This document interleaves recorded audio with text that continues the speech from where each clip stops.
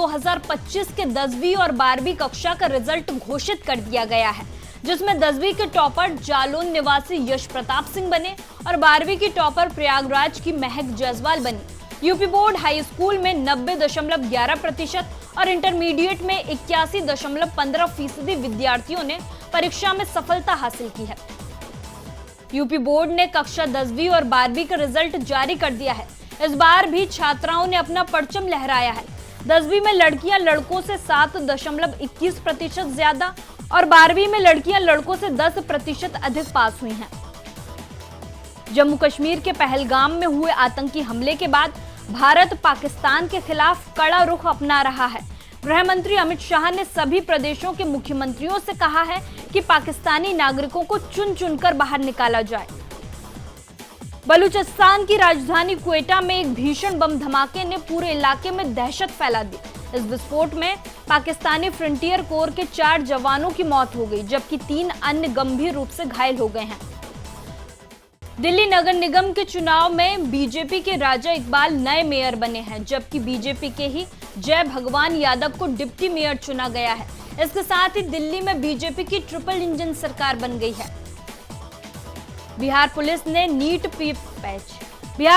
NEET paper leak कांड के mastermind Sanjeev मुखिया को अरेस्ट कर लिया है। 1 साल से फरार चल रहे शातिर बदमाश पर पुलिस ने 3 लाख रुपए का इनाम घोषित किया था। अमेरिकी खुफिया रिपोर्ट में भारत पाकिस्तान के बीच परमाणु युद्ध की आशंका जताई गई है। रिपोर्ट में दोनों देशों के परमाणु हथियारों की संख्या और पारंपरिक युद्ध के परमाणु युद्ध में बदलने की आशंका का उल्लेख है।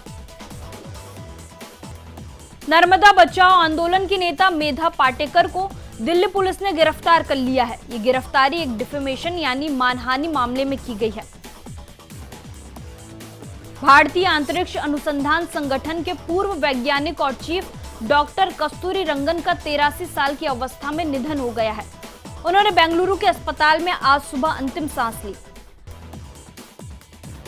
वक्फ संशोधन बिल पर केंद्र की ओर से दायर हलफनामे में कहा गया है कि संसद से पारित कानून संवैधानिक तौर पर वैध है।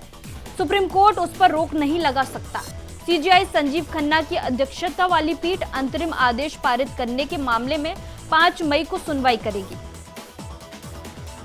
सुरक्षा बलों ने बड़ी कार्रवाई करते हुए मणिपुर के इम्फाल पूर्व और इम्फाल पश्चिम जिलों से कई प्रतिबंधित संगठनों के 7 उग्रवादियों को गिरफ्तार किया है।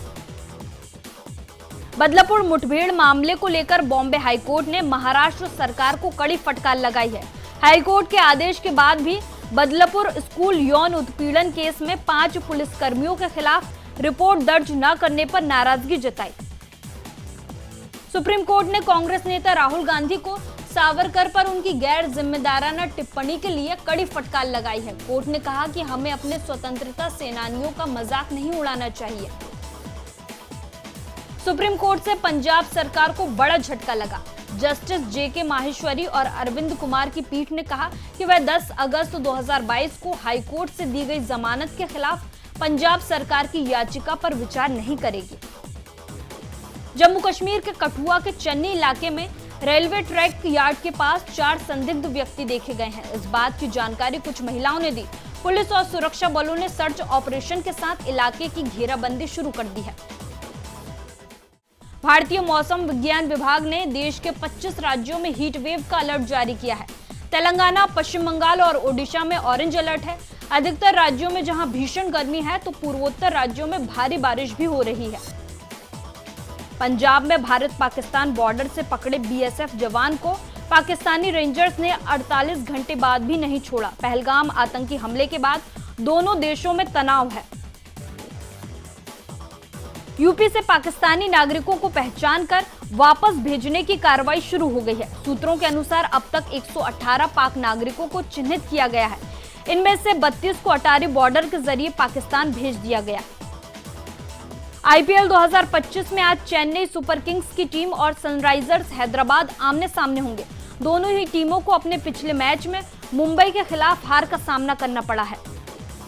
पाकिस्तान के विदेश मंत्री इशाक डार ने पहलगाम हमले के आतंकियों को स्वतंत्रता सेनानी कहा है। इशाक डार ने कहा है कि हमें शुक्रगुजार होना चाहिए कि ये तो फ्रीडम फाइटर्स भी हो सकते हैं।